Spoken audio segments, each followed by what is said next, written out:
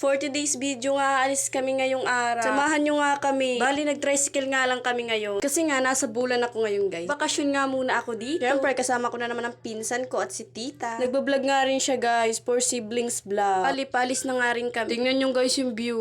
Napakainit. Bali, pupuntahan nga muna namin sila papa sa fishport. Hahatidan nga namin sila ng gulay. By the way, andito na nga po pala kami sa fishport. Ayaw ko, guys, sa fishport ang baho. Na para bang ikamamatay ko ang baho. On the way na nga rin kami sa kakainan namin. First time ko dito, guys, makakain sa Dragon House. Kala ko nga, guys, bahay lang. Huy, te, alam mo naman na kainan to. Ayan, umakit na nga rin kami ni Lola. Ayan, nakakita pa nga ng pusa. Okay, andito na nga rin kami at nag-order na rin si tita. At pumunta na nga rin kami kung saan kami pepwesto. Ayan, dito nga yung napili naming pwesto. Malapit nga sa bintana para fresh air. May dragon nga nakapasok dito sa bahay. Char. Ayan kami habang naghihinta. Finally, ayan, dumating na rin yung order namin. Bali, sotanghon at lomi nga lang in-order namin kasi pang breakfast pa lang namin to. Ayan, for the picture muna sila ate nyo. Kuno nga po pala binidyohan ang pagkain namin. Bali, pauwi na nga rin kami niya. At ayan, malapit na nga rin po kami. Finally, thank you Lord, nakarating rin kami. So, dito na nga nag-end ang vlog. Bye-bye!